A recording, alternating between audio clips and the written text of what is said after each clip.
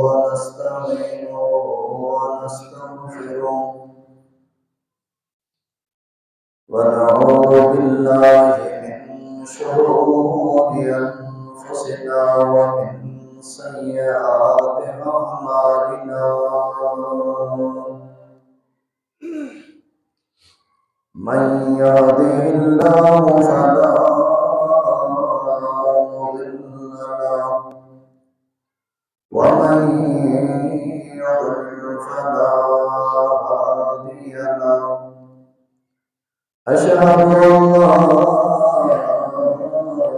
إله إلا الله وحده لا شريك له وأشهد أن محمدا عبده ورسوله اللهم صل على محمد وعلى آل محمد كما صليت على إبراهيم وعلى آل إبراهيم إنك حميد مجيد اللهم بارك على محمد وعلى آل محمد كما باركت على إبراهيم وعلى آل إبراهيم إنك حميد مجيد من يطع الله ورسوله فقد رشد واهتدى ومن يعص الله ورسوله فقد ضل ضلالا أما بعد فإن خير الحديث كتاب الله وخير الهدي هدي محمد صلى الله عليه وسلم وشر الأمور محدثاتها وكل محدثة بدعة وكل بدعة ضلالة وكل ضلالة في النار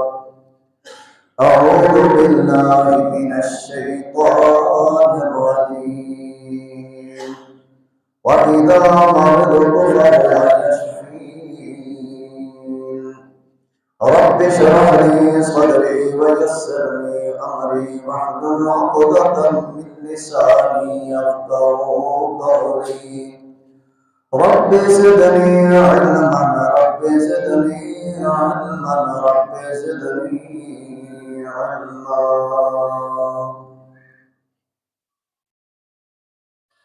हर किस्म की तारीफ है अल्लाह वहदहु ला शरीक की ज़ात लायज़ाल के लिए है जो अपनी ज़ात और सिफ़ात के लिहाज से यकता और बेमिसाल ज़ात है। उस रब्बे करीम ने इंसानियत की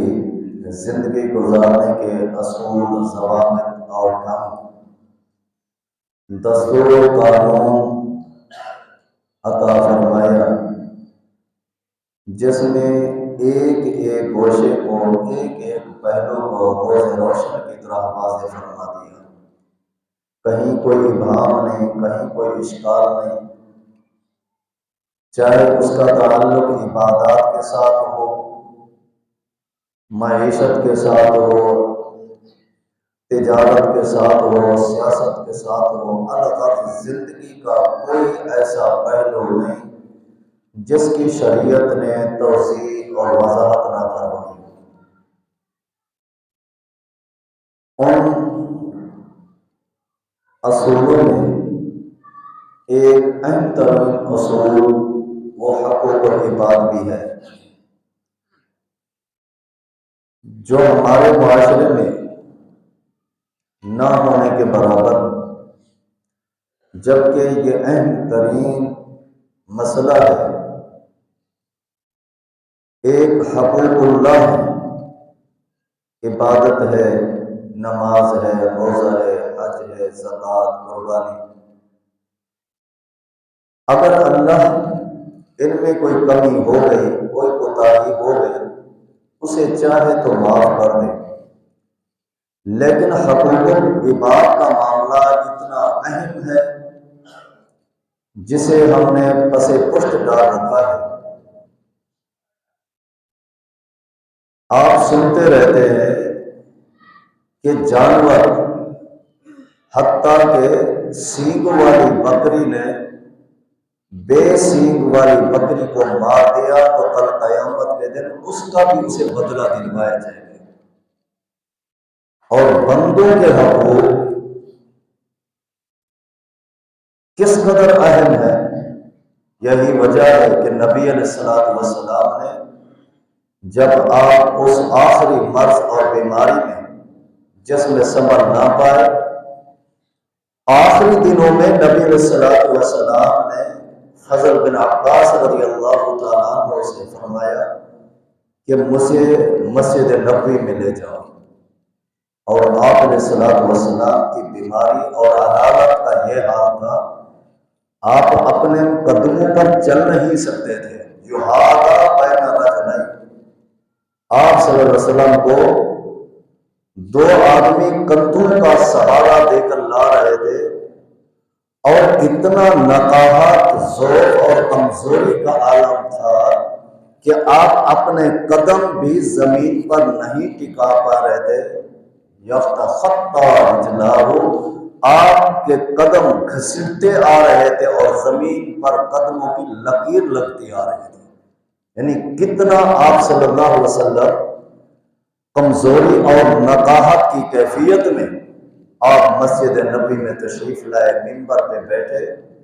اور آپ علیہ الصلوۃ والسلام مخاطب ہو کر صحابہ کی طرف فرمایا، ھذا ظہری فلیستفد منہ،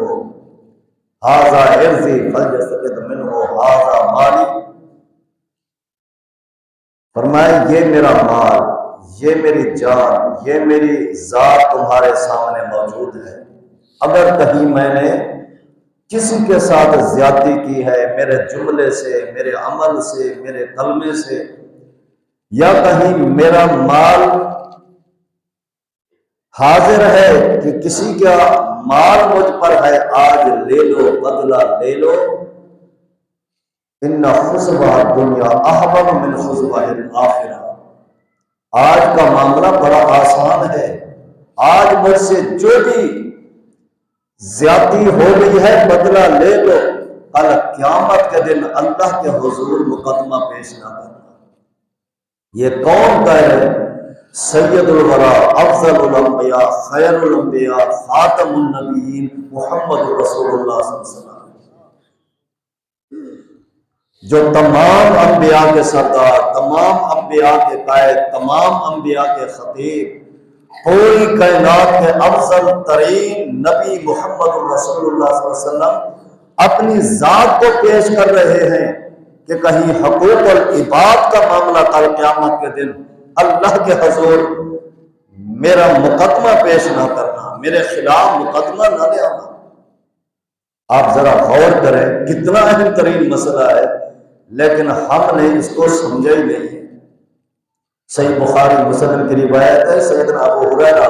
رضی اللہ عنہ روایت فرماتے ہیں کہ مسلمان کے اوپر مسلمان کے کتنے حقوق ہیں۔ حق المسلم علی المسلم خمس، مسلمان کے اوپر 5 حق ہیں۔ پہلا حق رد السلام، جب کوئی سلام کرے تو سلام کا جواب دینا۔ وعیادت المریض، بیمار ہو جائے تو اس کی تیمارداری کرنا، اس کی خیریت معلوم کرنا۔ واتباع الجنائز، اگر انتقال ہو جائے تو مسلمان کا حق ہے کہ اپنے مسلمان بھائی کی نماز جنازہ ادا کرے، اس کی بخشش کے لیے مخلص اور خالص ہو کر خالص دل سے دعائیں کرے۔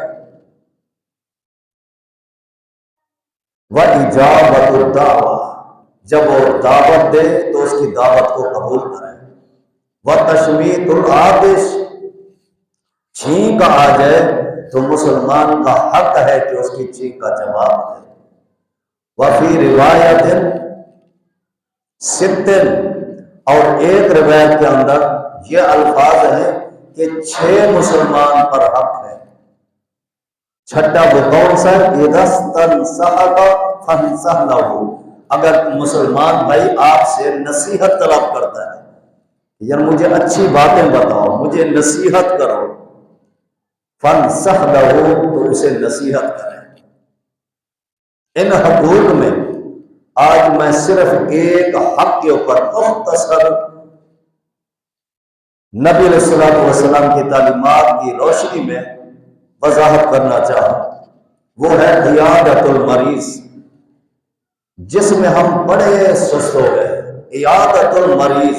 بیمار کی تیمارداری کرنا،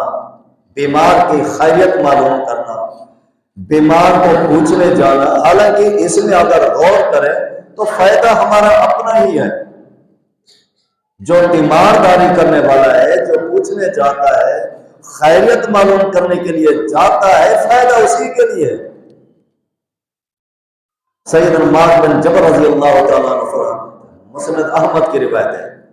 فرمایا خمس من عمل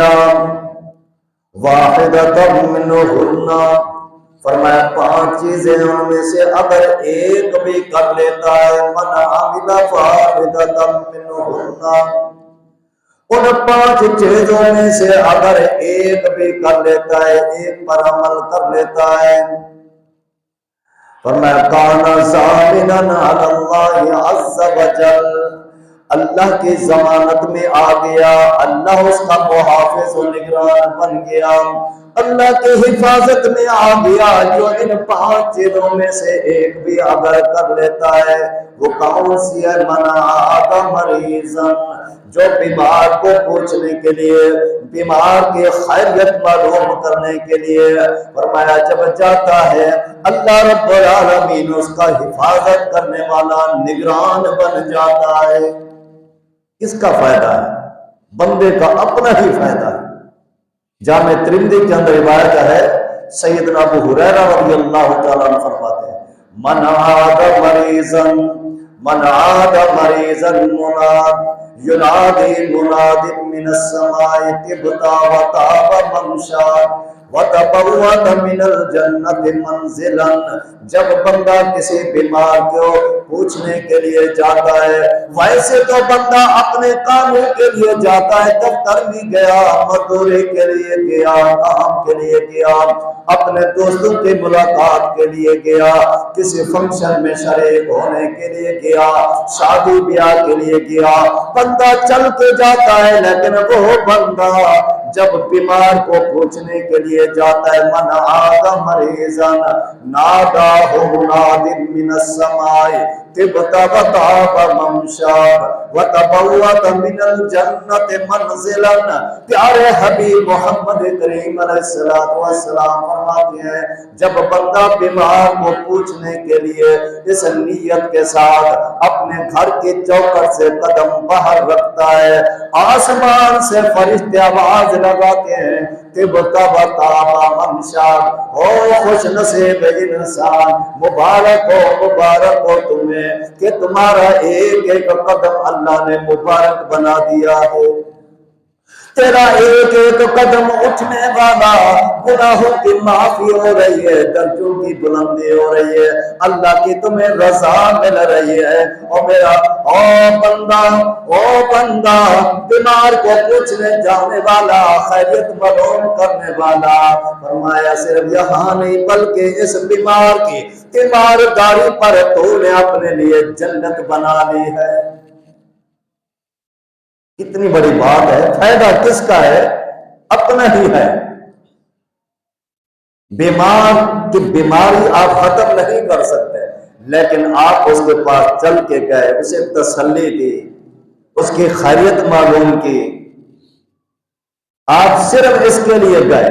بیماری تکلیف دور کرنے والا اللہ ہے، وَإِذَا مَرِضْتُ فَهُوَ يَشْفِينِ،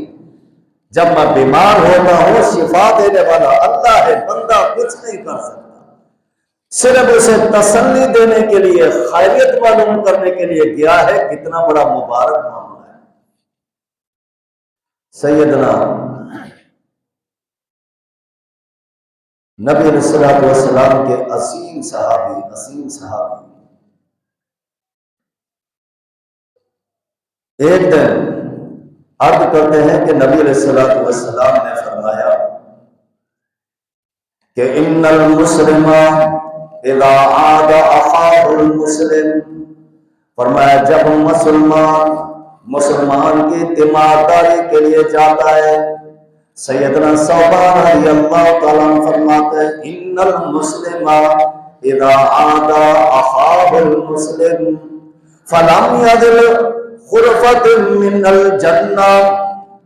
فرمایا جب بندہ اس بیمار کے پاس جاتا ہے، فرمایا وہ ایسے سمجھو جنت کے خرفہ میں چلا گیا، حتی یرجع،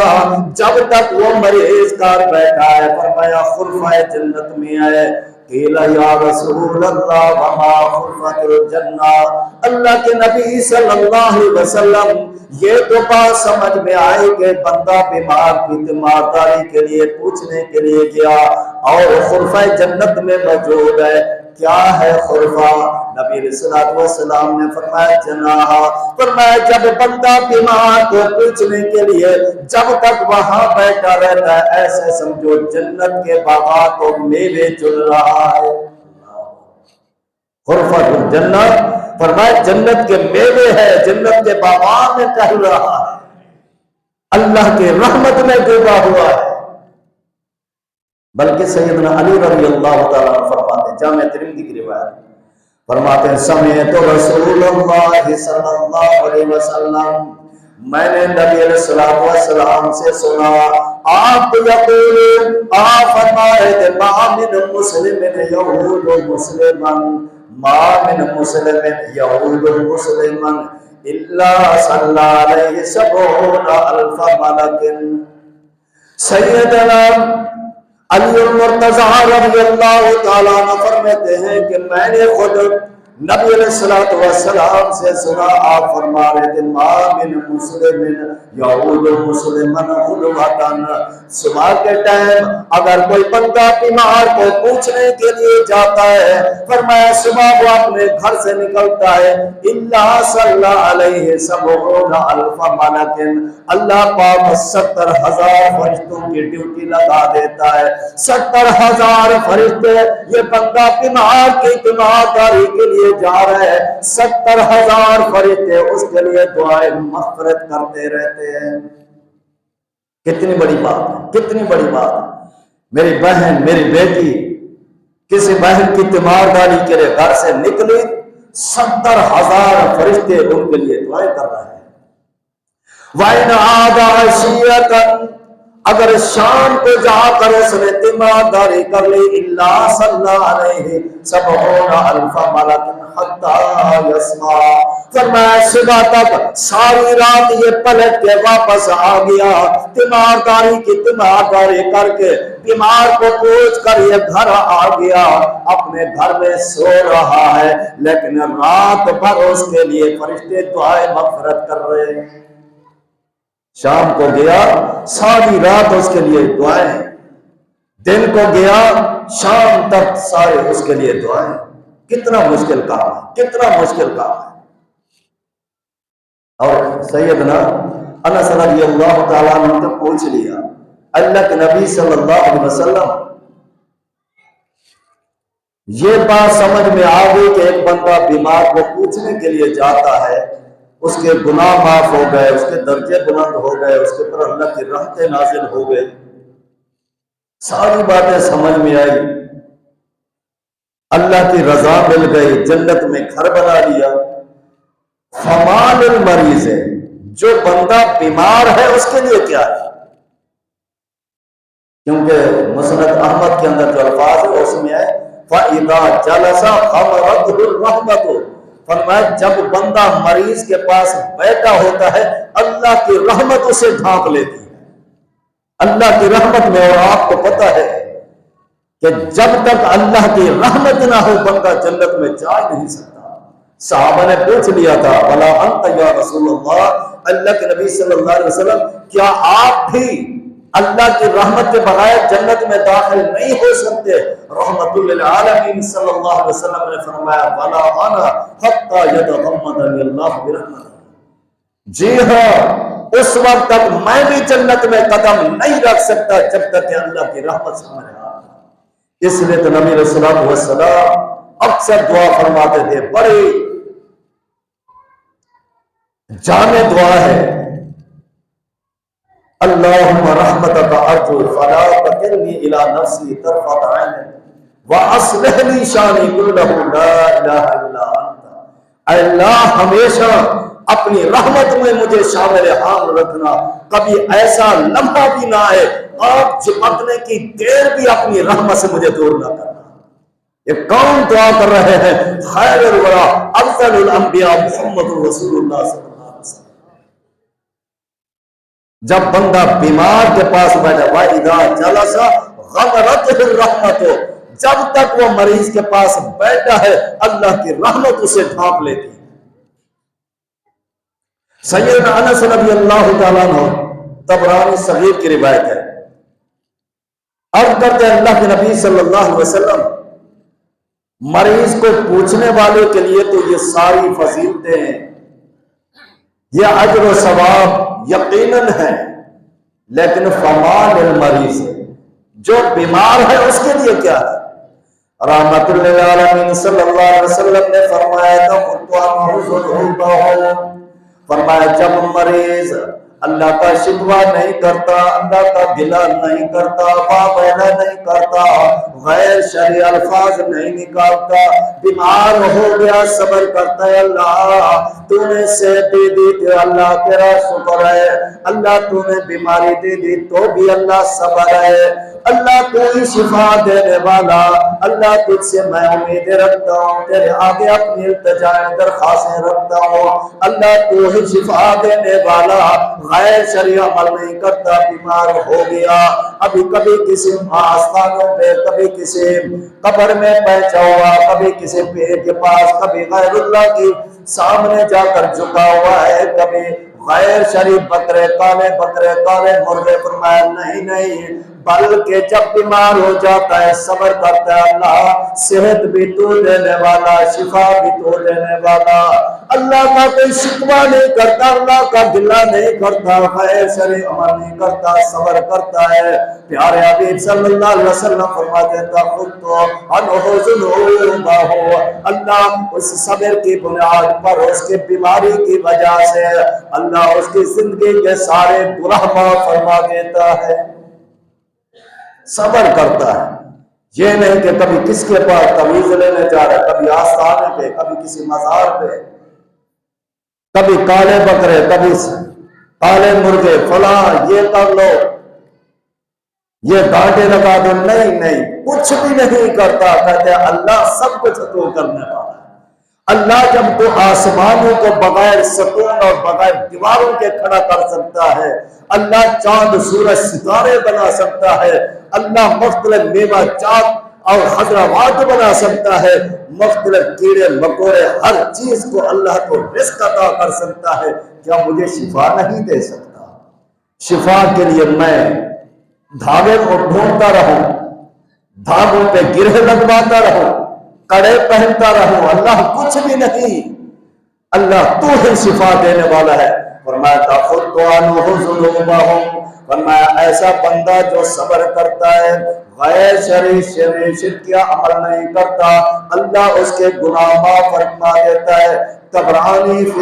الاوسط کے اندر روایت موجود ہے کہ جو بندہ صبر سے کام لیتا ہے فَإِنَّ دُعَاءَ الْمَرِيضِ فَإِنَّ دَعْوَةَ الْمَرِيضِ مُسْتَجَابَةٌ، فرمایا اللہ پاک اس مریض کی زبان میں ایسا اثر رکھ لیتا ہے، جب وہ دعا کرتا ہے اللہ اس کی دعا کو قبول فرما لیتا ہے۔ صبر کرتا ہے، شکوے نہیں کرتا، اللہ کا گلہ نہیں کرتا، غیر شرعی کام نہیں کرتا، صبر کرتا ہے، اللہ پر امید لگائے، اس کی رحمت کی امید لگائے بیٹھا ہے، تو اللہ اس بندے کو مستجاب الدعویٰ بنا دیتا ہے۔ فَإِنَّ دَعْوَةَ الْمَرِيضِ مُسْتَجَابَةٌ، طبرانی فی الاوسط کے اندر دیکھیے، ابن ماجہ کی روایت ہے، رواتہ ثقات، اس کے راوی بھی ثقہ ہیں، یعنی جتنے روایت کرنے والے راوی ہیں ثقہ ہیں، ابن ماجہ کی روایت۔